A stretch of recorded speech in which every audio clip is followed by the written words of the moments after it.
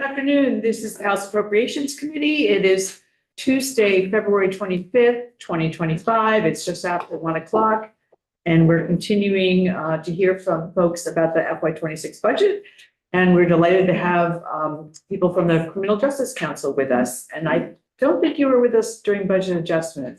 So why don't we go around and introduce ourselves for the last minute? Good afternoon. I'm Dave Iacoboni from Morrisville. I represent the Lamoille, Washington district. Welcome. Thank you. Good afternoon. Welcome. John Kosenska from Burke, and I represent Essex Caledonia District.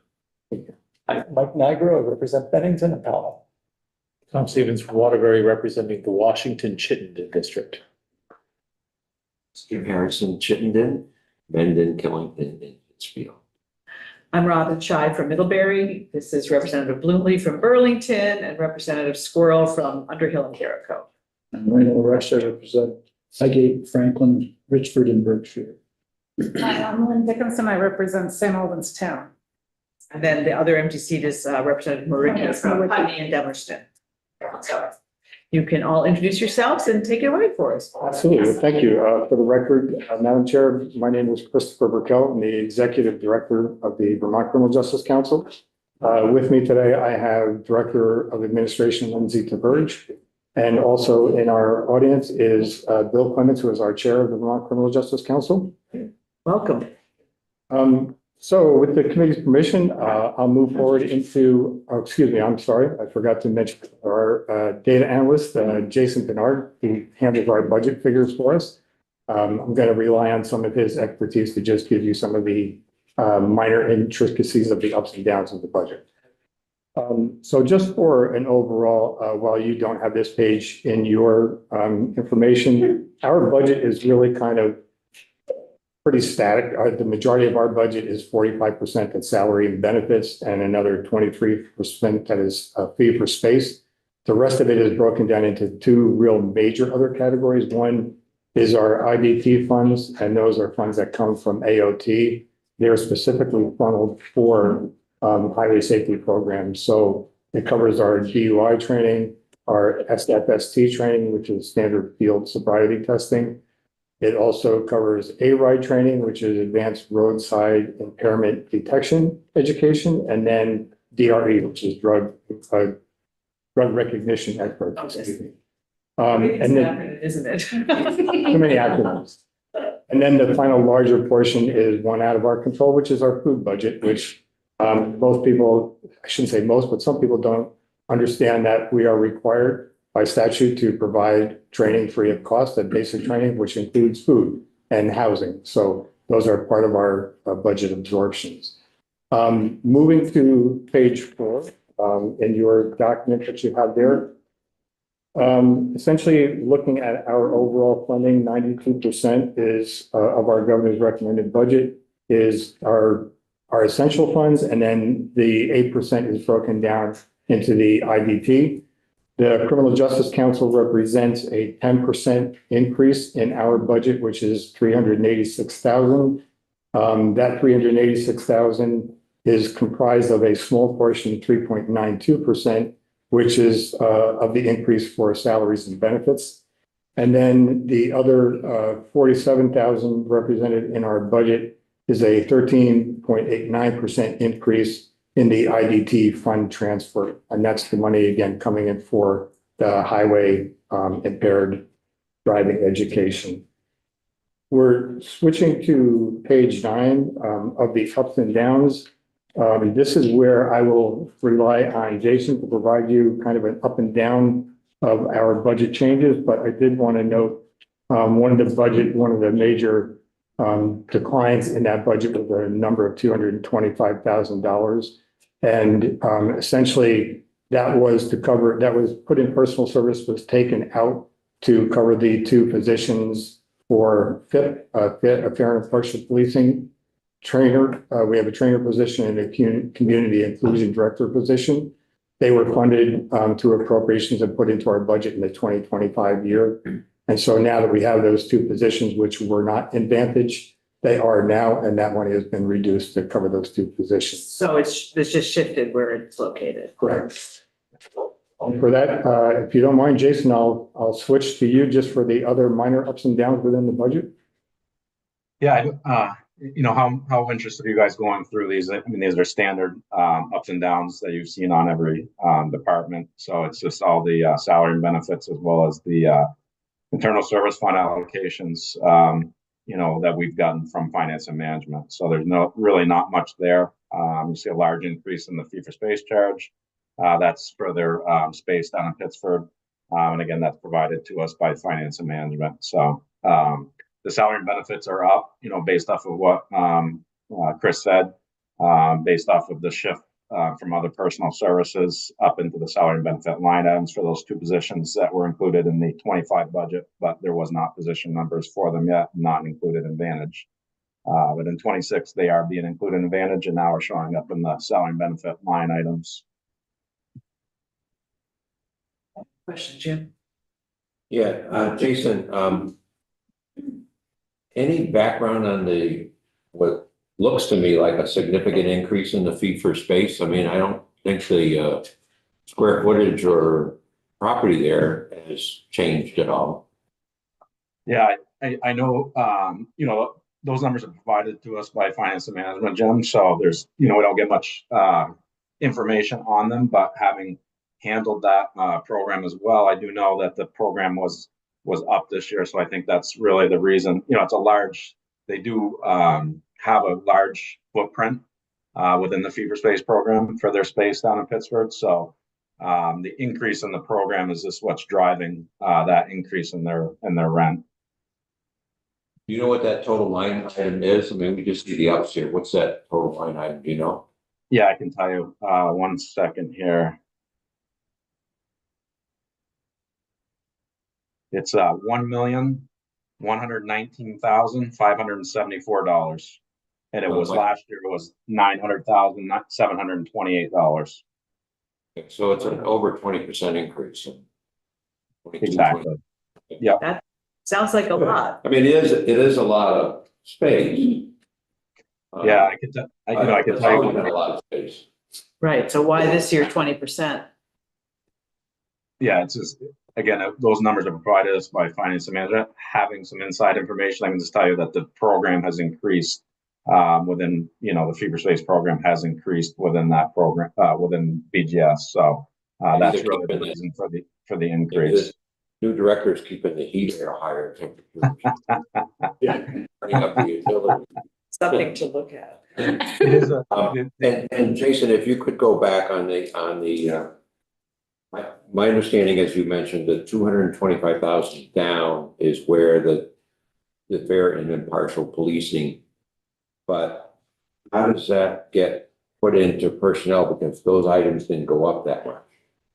I mean, they went up. Yeah, but if you look at they did. If you look at the cumulative total of not only just salaries, health insurance, and but health, retirement, dental. Yeah.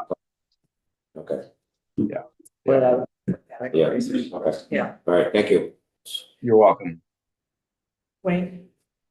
They were refurbishing some buildings down there, weren't they? Been on institutions corrections last couple of years. I thought they were doing some work down there. Did one of those open up or something being used? Could that account for the fee for space?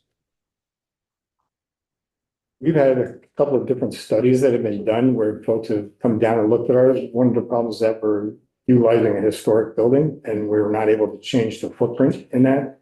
The last time we had folks down from BGS, it was essentially a walkthrough of where we could maybe change some space, but it didn't give us any added opportunities to increase, recruit space. One of the challenges that we face when we try to open up to larger recruits, like in the summertime, our second floor does not have the electrical capacity to be able to put air conditioners in there. So you can imagine what that is like trying to train in those conditions.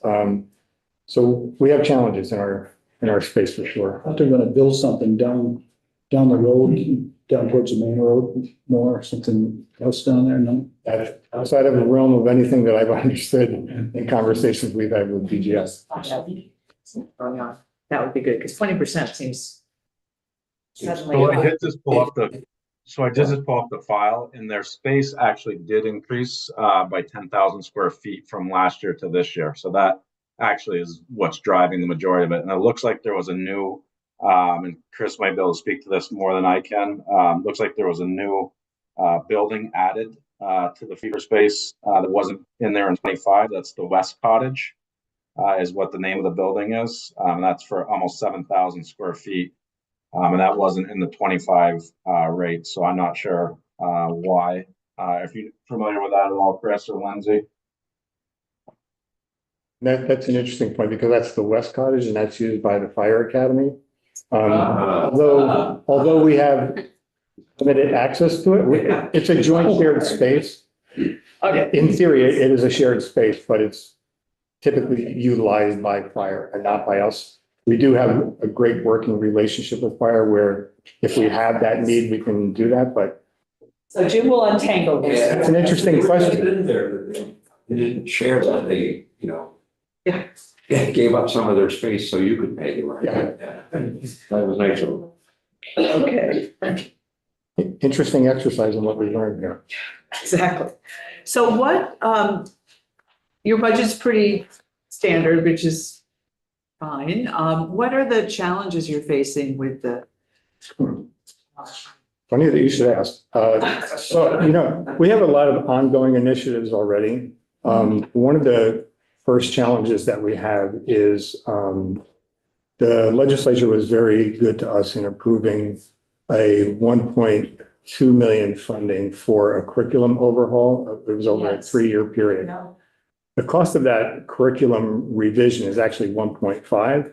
And so we have been in the hole. While we're not at the end of that yet, we're still going strong and we have a lot of that process already done. But we are short in the initial amount of $300,000 from what we were appropriated to see that project through.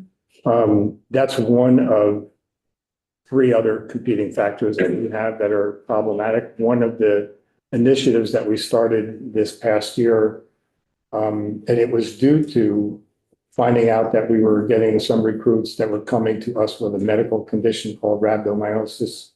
That's the correct term. Which is basically is a breakdown of muscle tissue that can lead to kidney failure. It's a serious disease. I mean, it can be from either, it can be a health issue that you already have that can be done by medication, but typically it's from overuse or overextending your muscles in your body beyond where they should be. And so when we found that out, taking recruits in with that, we're very concerned about how do we mitigate that. We don't want to create any future harm for not only that recruit, but their agency. And we don't want to keep people out of training because law enforcement needs so many people. So we contracted with a human performance company named O2X. And what they've given us is an on-site delivery person for our past class and the current class that we have now. That is essentially it's an athletic trainer position, but that person has done enormous things for us in the way of it's mitigated a lot of injuries that we've seen during basic training where we have to take somebody off-site with a staff member to have them seen by a doctor, where a lot of times it's just an overuse injury that can be mitigated by somebody who knows what they're doing when they're training. But it also incorporates wellness, sleep, nutrition, and that company is providing an overall package for us, but it's an expensive package. We'll be done with that when we finish with this next class. We don't have what we would like to see as a future position for that, for somebody really looking out for the recruits, assisting in our training staff, because the 2 training coordinators that manage the basic class are sometimes looking at anywhere between 30 to 50 recruits at a time. So you can imagine 2 people can't do that to the extent that they really need to do that and make sure that recruits are being safe. But overall, the longer picture down the road is that we hope to as well reduce, things like workman's comp claims for officers that get injured on the job, or making sure that they have a longer lifespan in their career that they stay in because there's a better picture of overall wellness. So that's one of our sincere challenges. The 2 other challenges that we face are one, now that we're in the process of curriculum development, what we're really being told by the experts is that this is a great project that's been funded by the legislature, but you're not over and done once it's done. My chair can speak better for that because he comes from the background of education. However, we know that the curriculum is going to have to be constantly updated and meet societal needs and law enforcement needs. So we need somebody that really can write curriculum. So that's another challenge that we're looking for. And the third, which is a large concern for me, is the ongoing of our K-9 program in Vermont. So we had a very long-serving training coordinator position, who also doubled as a head K-9 trainer. That was his kind of finesse. Once he retired, we tried to advertise that training coordinator position for someone that could kind of dual split roles. All of the candidates that we had were folks that said, this is a two-person job. You need an individual head trainer and one that tracks all of the training and documents the training that you need to on site. So we've allocated that section of that position to our new in-service training coordinator, but we're contracting with a head trainer now to continue the training, one that's been ongoing, but we can't leave the 27 teams that are out there in municipalities with no place to go and no training to be had. So we're contracting now for this year for a patrol school, a tracking and trailing school, and potentially detection, depending upon what the want is. We know that we already have 2 teams signed up. The maximum that you can do is like 4 to 5 at any given time. But we expect that that's where that's going to be for this year that we're contracting. So without that, we're unsure what that future looks like for K-9 training. Thank you. Well, so a couple questions. So getting back to the curriculum development. Yes. You had said a couple years ago, you either got a quote or an estimate of 1.5 million to do that whole revamp of the curriculum development. Right. At the time, the legislature gave you 1.2 million. Right. Now, so when we talked before, you said, you really need 300,000 to finish that program, right? What if you don't get it? What does that mean? The 300,000, because it's not in the the governor's budget recommend. That is for future budgetary asks and configurations on how do we do that, or if and when we have an opening in our director of training position, who's now tasked with so many things, we try to find someone that has that talent that can somehow incorporate that into that job function. What we're being told from the experts that we've contracted with, that this is actually a 2-position job. You need 2 curriculum writers to keep up with the amount of training and curriculum that you're going to have to constantly revise. So while we know that, clearly we can't come in begging for all of these positions, and we understand that we're trying to stick within the governor's recommended budget, and how do we also continue to move law enforcement training forward without just ceasing it where the legislature has made a substantial investment into that. Okay, if I go to the K-9 training, when we talked, you had shared that you're paying, I think it was 75,000 to contract for that K-9 training from someone outside. Is that? That 75,000 that we spoke of was just to do one class towards the end of last year when we didn't have somebody to do it. To go the full year for those 3 specific types of certification and for the documentation that goes along with that, we're looking at a year's contract of 150. And how much would the position cost if you were able to? I think we looked at 114. Yeah. So it would actually be less expensive to It would. put that position in. Okay. The state police do K-9 training for their own benefit, I believe. Is there any opportunity to share that? There is the absolute opportunity for merging of those programs. Okay. That would be up to DPS to speak to. So as far as us or municipalities to join them, that would not be an option. They do their own specific training. Right now, they're sending folks out of state to receive the training that they want. Yes. They have a K-9 supervisor that oversees their program, but the methodology that they use is typically delivered in Connecticut. And that's where they're currently doing their program. I should say maintaining their program, not doing their program. So municipalities and sheriff's agencies, and we actually train two dogs from the state of New Hampshire as well, would not be able to join the Department of Public Safety's training program. However, there is opportunity, given some further discussion, for the Department of Public Safety to rejoin our program, which was initially one program that oversaw Like if you had the it, entire state. they would save money. In theory, yes. Without speaking for the Department of Public Safety, in theory, yes. Yes. Okay, no, good to know. Should have had you in first and then second. Next time. So you would mention the classes, or how many classes do you run a year, and what's the general class size? So for the full-time basic, which is the level 3 training, there are 2 classes a year. There's 17 weeks in duration. And those classes typically, we capped this last one at a number that we felt confident that we're not going to lose the ability to train that many people with the amount of instructors that are in the classroom. We capped it, we said at 38, we actually capped it at 40 because agencies had people to send in. Yeah. We are currently at, I think, 34 with this current class. The class before that, I think we had around 50 that we took in. It was a large class. Problematic to move that many people through certain, functions of training. We can't fit that many people on the range at a time. So we were breaking up range time with driving time and then switching them around week to week, which is problematic not only for the amount of folks, but as most folks know, we rely on a volunteer cadre of instructors. So not only does law enforcement statewide have the hardship of filling their vacancies, but then to have people leave shifts and come down and assist us with training is additionally problematic. So we really are a community that depends on each other. And so when you have a class, what percentage of the people graduate? Does everybody graduate?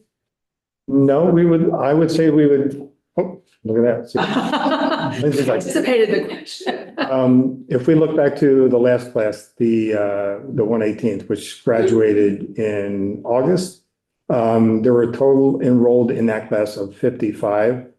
I won't break down percentages, but we had 42 that graduated, so 76% So graduation. 13 did not. There were 13. Did not. Okay, so when people don't graduate, is there a typical reason? I'm just sort of wondering how this. It varies greatly but they're under certain categories, right? Like some recruits come to us ill-prepared to go through the rigors of the training that they'll be going through.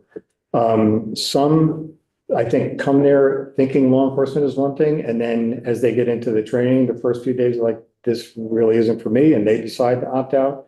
Some are agency specific, where some folks might have a hard time with some of the training that they're trying to digest, and the agencies say, this isn't working out, so they'll pull a recruit. One of the misconceptions on our part is that we make the decision of when a recruit leaves, and that's the furthest from the truth.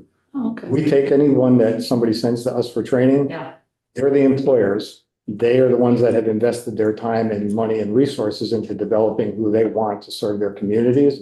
And so we take them, but sometimes when they struggle, they look to us to say, is this going to work or not? And we're immediately back to them like, this is a partnership, right? This is where you come in and you will identify what the problems are that your recruit is facing. When they're home on the weekend, see if you can work on these individual pieces and, get them better suited. We do a lot of remediation, which is time consuming for folks when our instructors are volunteer. And now they have to come in an additional time to help remediate some of the training that a recruit couldn't pass the first time, and then get them to a spot that they're successful in their training. So we do a lot of work, and the larger the class, the more remediation steps that it takes us to go through. Yeah, great. Thank you for explaining that, Jim. You have the capability to do a third training cycle. Sorry, could you do that? You have the capability of doing a third 17-week session. We could, in theory, do that, given our staff of, 14 non-exempt positions. really a majority of those that are directly involved in that full-time training, which is 2 training coordinators. I shouldn't say, a total of 4 training coordinators, but some have varying, integration with that class. Those people have to have some time off between classes, and without that, it's almost impossible to do. Can we ask it of them? Sure, we burn them out a lot faster than. But maybe it's not over a year, maybe it's over a year once or something. Yeah. Yeah. And do you have enough applicants to justify them? I think that no matter what the number of applicants are, we would justify it for the profession who's in dire need of filling the ranks. I've never seen class sizes that were less than 30. And in between those 2 basic classes, we also run individual level 2 training programs 3 times a year. So that's kind of like what used to be referred to as the part-time law enforcement officer. That for some agencies is like a feeder program. They get somebody that's got some minimal experience. They're working with their agency in an FTO over the next year. They see if this person really is cut out for law enforcement work, and if it works for both parties. Oftentimes they'll send that person then to us for the level 3 training. Okay. Just by committee background, Chris is the former police chief in Brandon. You've been in your current position how long now? My current position, it's a blur to me, a little over a year. I came to the academy as deputy director in 2021. It hasn't been a year since I've been the executive director. So, you tell me, Lindsay keeps track of my headspace where I'm For at. those of you who haven't been to the academy down there, it is a historic site, as Chris mentioned. It's the site, it was built as a sanitarium for tuberculosis. So, We welcome visitors at any time. We even welcome visitors from the council that oversees us. Everyone has gotten so used to remote meeting that it's difficult to have people, but we've been fortunate, like in the last couple of months, we've gotten people down there. And they come down and they're like, well, we didn't realize that this is what it was like, or this is what you do. It's until you see it and you see how it works, it's great to talk about it, but it doesn't really justify the work that staff puts in there, 24 hours a day, 7 days a week. I mean, we have even staff that spend the night when there's a recruit class that's in there just to make sure that things are going well at night. and I don't know if it's still done, but used to host senior meal sites for Pittsburgh. I don't know if that's still done. We used to, we've engaged with the town of Pittsford about that again. We actually made that an offer, but they found other opportunities. But we are collaborating with the rec department there. In fact, just before coming in here, I just got an email from another town looking for AAU basketball space in our gym. And so we are a welcoming facility. We want, communities to come in, not only to use our facility, but to see what we do so that there's a better understanding of what law enforcement does.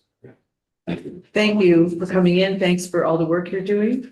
We appreciate it. Learned a lot. Thank you also for coming. And we'll just move into our next group who are ready to take your seats that you've warmed up nice. Thank you for having us. Yes, thank you. And then we'll take a break after Agency of Transportation. So we have Jeremy and Candace, is that right?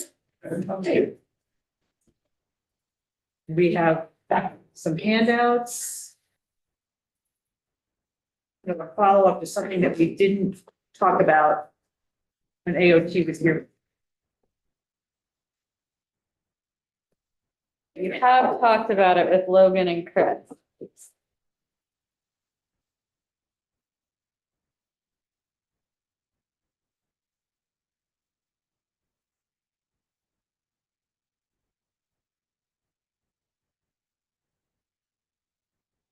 So if you would introduce yourselves for the record. And Yes, of course.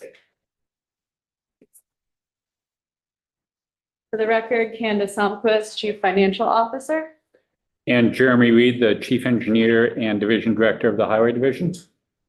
And we thought we'd come in today to give you all some background on how we approached our FY26 budget creation and more specifically why we chose to put forward the use of the JTOC transfer or appropriation that historically goes to public safety. I know that you had testimony from them earlier today, and their budget shows like an equivalent amount of up in general fund. So this hopefully, it's good that it's happening on the same day. And I know that you did already hear about this from Chris and Logan from the JFO. So this is just maybe the same information, just presented from the agency Chris person. just joined us. Is in perfect timing. Yeah. So great, thank you. So, okay, so I'm going off of the FY 26 budget creation slide deck that is online, if we all have it. Yeah. Okay. So on the first slide here, I have a little snippet from the Transportation Fund operating statement when we left last session. And I've highlighted 3 cells here. One is $8.5 million, the other 12.5, and the other is 25 million. And these together equal a $46 million hole when we were starting FY 26, because they were one-time revenue sources, which we relied on to balance the FY 25 budget.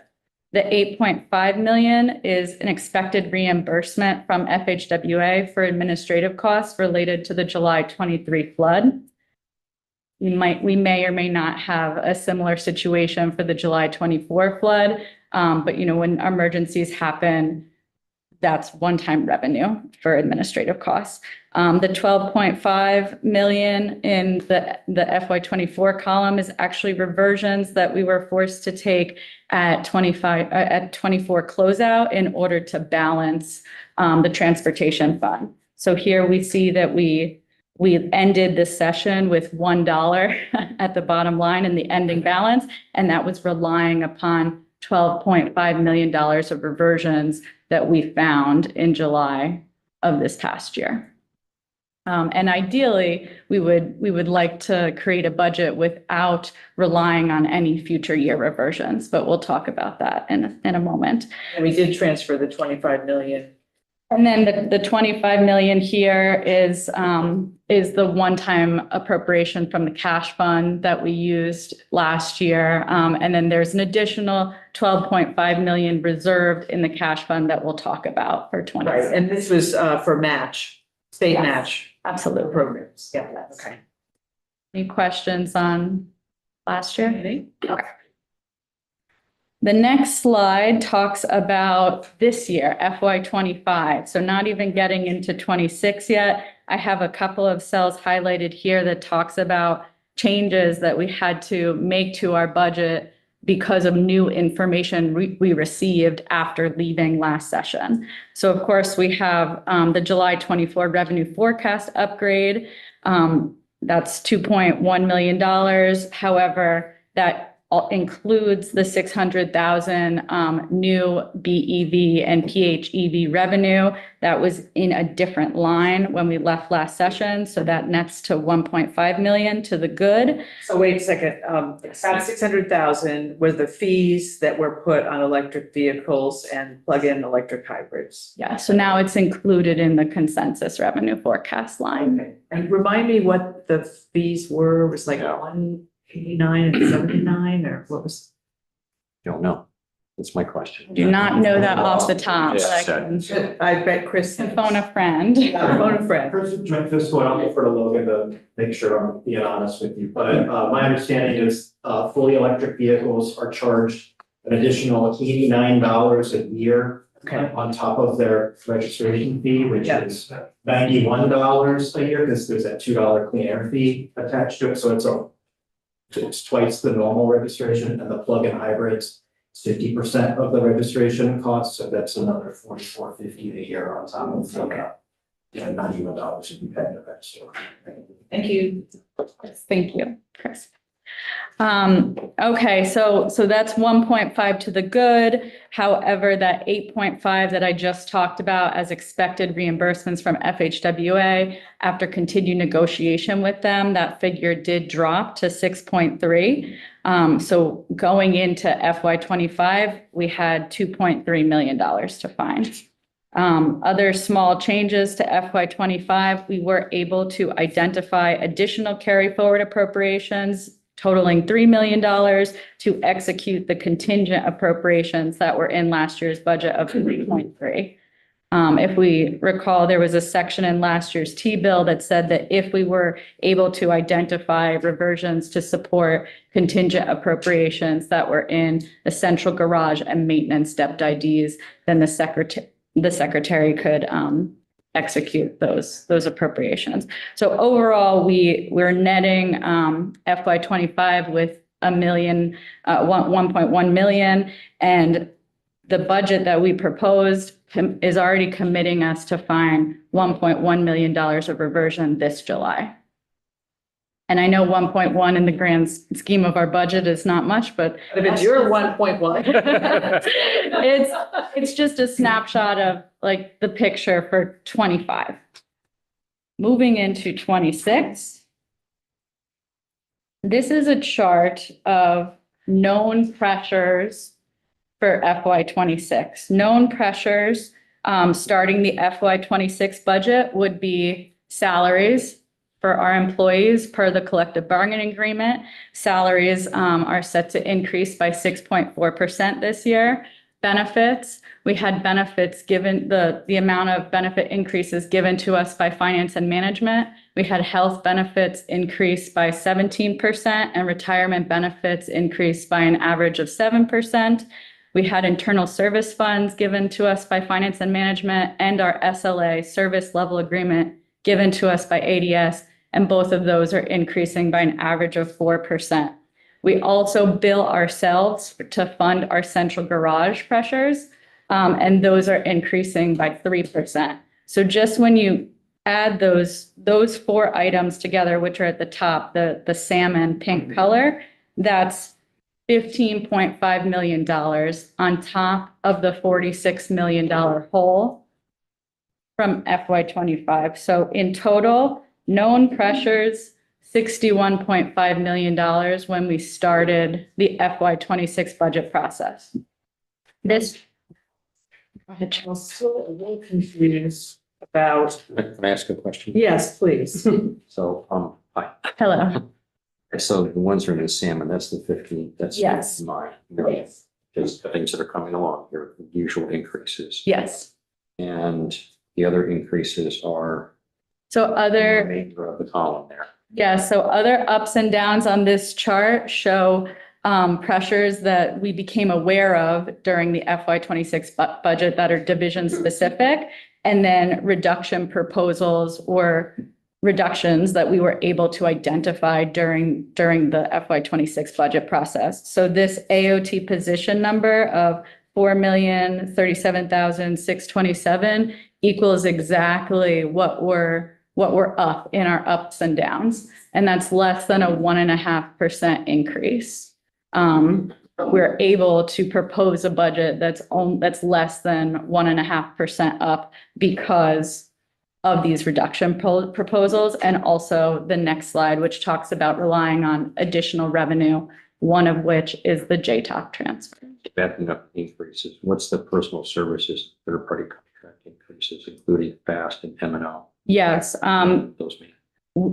it's mostly third-party contract increases for IT expenses and DMV, but we. Yeah, Okay, within the. FAST is the DMV contractor for the court modernization project. Yeah, but we do have a list of, specific IT contracts at DMV. Yeah. So I want to go back to this 46 million that you're referring to again. I was under the impression that, those were one time, but they were for one-time items. But you're saying it's ongoing, but the 25 million for the T fund, that was state match for specific things that you had. So that was one time. So why were you expecting that to be ongoing? Because that was really just specific thing. So The I'm confused. The 25 million helped us balance our budget for projects that we were funding under IIJA, but IIJA goes through federal fiscal year 26. So we have the same level of federal funds available. If we cut projects, like for example, if we thought we don't have access to $25 million of state funds, we'd be leaving federal funds on the table that we have available to us through federal fiscal 26. I thought when we did that, we did 2 years worth of state match and then we spent it in 1 year. Do I have that? Am I confusing it? Did we give 2 years worth of state match? I wasn't here Yeah. during the specific conversations, but I know that what was passed was 25 million. And then we used it in 1 year and then an additional 12.5 million, which we're proposing to use this year.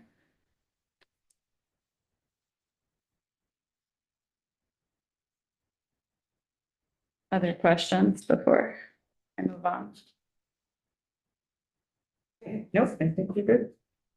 This fourth slide is a nice summary of how we found $6.5 million.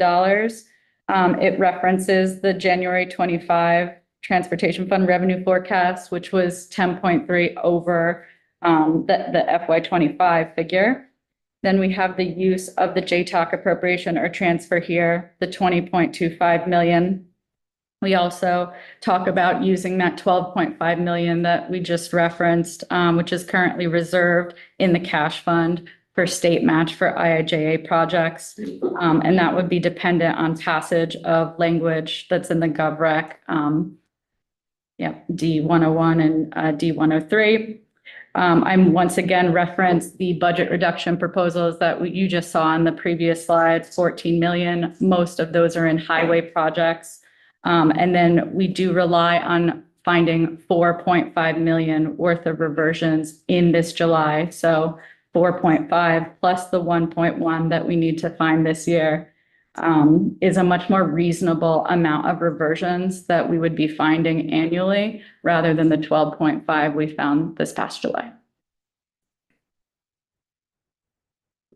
I'm not seeing any questions.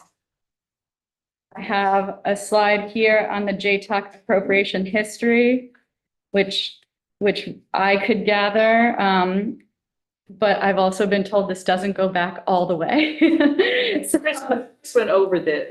Okay. That's what I think. I just went over. Right. And like, Perfect. So we can skip over this because I defer, of course, to Ledge Council on how the JTOC appropriation came to be. But there is language in the 26 GovRec that would modify this section to not reference public safety. Great. And then we have a few slides here to say, how would AOT amend our FY26 GovRec proposed budget if the 20.25 were not available to us? So this is why Chief Engineer Jeremy Reed is sitting next to me. He can talk about $12.5 million worth state funds worth of highway projects that would be impacted. Sure. Thank you, Candace. So how we approached this was we're looking for transportation funds. So the way it works, and the Secretary touched on this a little bit, is we principally fund all of our bridge projects through the TIB fund. So those would be left intact. We then look at ER projects that are already under construction, or projects that are safety related or have 100% federal share, and we take those off the table. And unfortunately, the only thing that's left are pretty much the list of paving projects that you see here. So I would just offer that this list was developed earlier in the session, and we are continuing to execute the governor's recommended budget. So by the end of March, most of these projects will be under contract, if not all of them. And so the anticipated savings won't be the anticipated savings by the end of March, because once we enter into a contract, we would have to pay something to either delay that contract or get out of it. But this is the suite of projects that we use to come up with a $12.5 million out of the highway division. As you can see, that is a $44 million impact once we look at the federal fund participation for those projects. And then I think in the out years, total contract costs are north of $100 million that we would be ultimately delaying. what's the 5.2 million and it looks like it's TBD. So that's our district leveling program. So every spring we look at the worst of the worst on the highway network, and those are state fund only projects, and that's why we get sort of the full value of that savings. Those are to be determined because until the winter's over, we don't know exactly where those Band-Aid. Gap is the worst. Exactly. Yeah, they're shorter stretches. They're typically managed by our maintenance division. And really, these are Band-Aid projects just to get us to a more designed capital project. Thank you. And then the next slide, the next two slides talk about the remaining $8 million because the list of highway and paving projects is just 12.5. So we have 4.4 million TF on the table here from a number of aviation and rail projects, and these were identified by the divisions. I will say I'm not a subject matter expert in why these particular projects were identified, but if the committee is interested, we can, follow up with a response on that. And then the last slide, another $4 million, or the remaining $4 million would come from a combination of DMV, F&A, and maintenance and fleet. Maintenance and fleet would offer $2 million by reducing salt and winter overtime by 15%, which I'm sure the director of maintenance, Ernie Patno, would love to talk about. And $1 million from F&A using position management strategies to reduce salary and benefit costs, TBD on those strategies, and $1 million from DMV to review customer service hours at the DMV locations.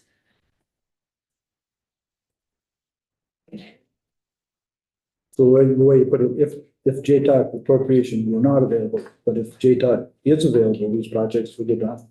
Correct. We are moving forward with these, and I would say probably half of them we have executed contracts on already. And I think the last tranche of these projects were advertised yesterday, I believe. Last week, excuse me. This is just worst case scenario, if the 20.25 were not available to us. And I did also have a chart that I think Logan threw up on the screen last week. Yes, Okay. that is the federal fund and state match outlook. And this is Jeremy and I have given this presentation to House Transportation and Senate Transportation. So this is a chart that the policy committees typically want to see, like a projection into future years.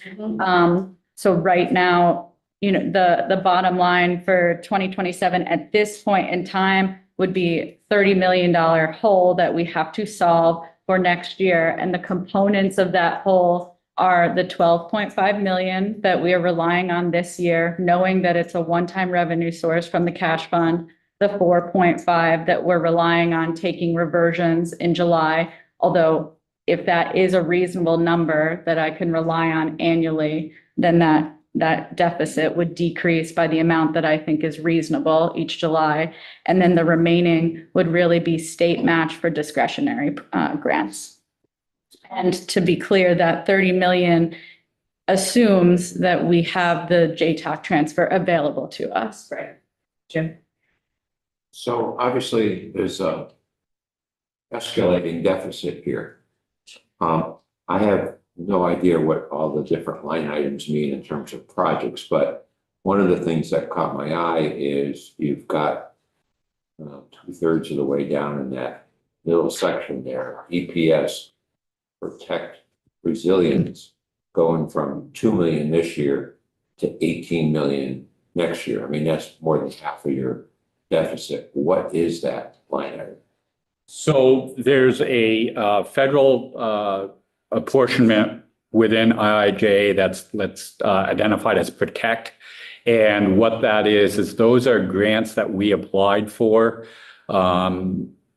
We applied for 2 grants, some culvert replacements and some rockfall replacements or stabilization, really. And those are competitive grants. We don't know if we're going to get those. So that's the grant side, competitive grant side of Protect. There's also Protect formula funds that we have, which I believe will be in the top portion. Yeah. And so those we get just as a matter of course, and we use those funds to pay the incremental costs on our project whenever we make a project more resilient. So is the 18 million the state share of those grants? No, no, that's the full amount. The state that represents state and federal So dollars. if you don't get some of those grants, that number goes down. Correct. This So, is best case if you get everything. Yes, this is a wish list. Yeah, that's fine. I don't. Yeah, I mean, we can go through them. Some of them are very aspirational, but some we think we're statutorily required to get. And others we think we'll get just because they're good projects that, both that outgoing and incoming administration favor. I'm the layperson looking at this. Yep. I would look at this and say, best case scenario, you have a $30 million deficit because everything comes in. Realistically, it's something less than that. It's still not good. Yeah. Correct. So, okay, thank you. so I was going to ask about the two big ones that seem to jump up in 28 are airport improvement and rail. Is there anything you can say about those? So I can't speak to the specific projects, but what I would say is I think both rail and aviation, the program gets very little, if any, formula funds. So everything that funds the rail and aviation projects is a competitive grant. And so I think this is a reflection of those grant opportunities. So that's a big if, those two are, yeah. Yeah, I don't know what the landscape is on those, but I think we've historically been fairly successful. Yeah. The EPS the grants we apply for, are those grant amounts that we receive that bring us through some time, like some years? Yes. So most of these grants have. Showing up here for 27, but not for like the next 3 years. Right, so we do have multiple years to spend that money, but we tried to put the grant amount when we thought we would have projects ready that we applied for. And so like some of the Burlington-Winooski grants, there's 2 grants there for that bridge project, and it's distributed over multiple years, 3 years, even though we would get the grant in the first year. Yes. Is that typically, if I can ask one more question, is that typically one large project like that one? Correct. So I think Because it takes time to put that. correct. So I can go through this a little bit. So the Reedsboro grant we did get, so that's actually not aspirational, that's a guarantee.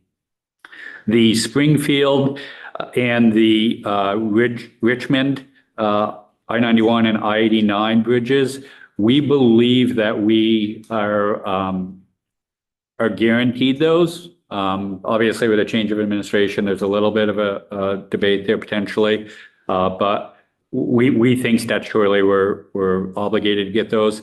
The first Winooski River Bridge, we did receive that, so that's a guarantee. We have that money in hand. And then the second one is basically gap funding because the price went up from the first grant application to where the current estimate is. The Attain ITS upgrades, we did receive that, so that's a guarantee. I can't speak to the FTA and the aviation. The EPS cert, I believe that is the MBUF grant to explore the mileage-based user fee potential. The EPS Protect is what I just spoke to. There's 2 projects there. One's a ledge stabilization, one's culverts.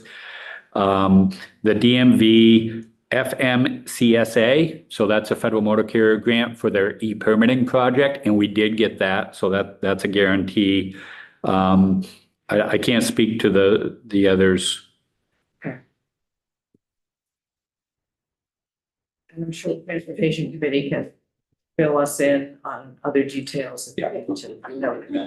So, Yeah. yep.